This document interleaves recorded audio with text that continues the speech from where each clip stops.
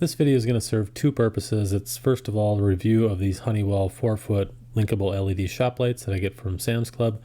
And then later on in the video, I'm going to talk about the procedure I use to flush mount these to the ceiling.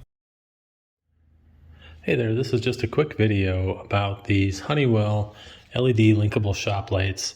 I picked these up at Sam's Club and I actually outfitted my garage a few years ago with these lights.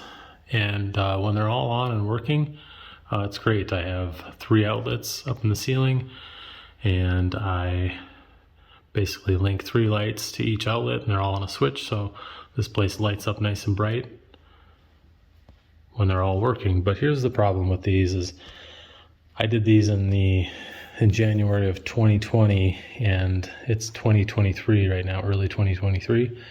I had to replace 3 of these already because they just stopped working, and I've got 2 more that are not working right now, and I have 2 more that flicker off and on and work intermittently. So I'm on the job of replacing these things right now, and the annoying thing about these, I would not have bought these again had I not already had just a garage full of them and had to replace a few already. But this is the original light here on the left, and these are the newer model, what I had to use to replace the original ones with last year. And it's annoying that the holes are in different spots, so I can't even just like stick new ones up in the ceiling. I have to remount them, measure everything out, make a template, measure things out, put it up there, put new screws up in the ceiling. So I can't even use these existing points where I attach the lights in the past. So personally, I'd skip these. These are the ones I got from Sam's Club, and they're $20. They're not too bad, but that's kind of part of the reason I got these ones, because they were reasonably priced. And I've emailed Honeywell about warranty, because they say 5-year warranty on them, but they have not responded to me when I've emailed them about warranty. So I'm just warning you to stay away from these lights. I haven't had any problems with the lights that have been up for about a year. Oh, one just turned off. Yeah, there we go, while I'm making the video.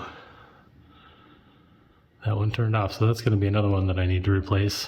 That one, oh, there it came back on. Well, we couldn't have timed that out any better.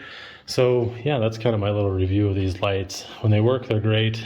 Maybe you get lucky and get some good ones. Maybe they upgraded them when they change models, but I'm really annoyed that the holes line up in different places to mount these. So I'm going to be replacing all 9 of them eventually. So when I'm done here, I'll have 7 done, and there'll be 2 originals remaining. So yeah, that's my review on these things.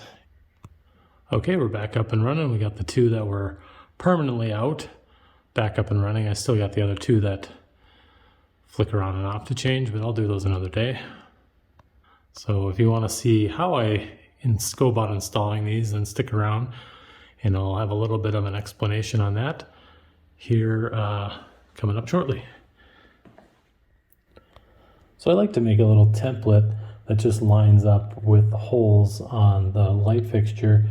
And I just cut up the box that it came in and maybe use a square, try to get as straight of an edge as you can. And then I'll just put some duct tape on so that I can hang it up in the ceiling. And basically what I'll do then is I'll just get it kind of as straight as I can, eyeballing it. I can take it off and reapply the tape, or reapply it wherever I need it, and just basically try to get it as straight as I can. And then basically I draw a line at the edge of these with a pen up on the ceiling, and then I just figure out then I mark the stud locations, and then I just put the screw kind of right in the middle of the stud, and that's how I align them. So that's the best way I found. They don't turn out exactly perfect, but for what I'm doing, it works just fine. So I did want to add that I do mount these on the studs, and in my garage, the joists switch directions, so that's why there's 2 of these that are mounted in a different direction. I would have rather them gone straight through, but I didn't want to use the plastic drywall grips. I wanted to mount it to the wood.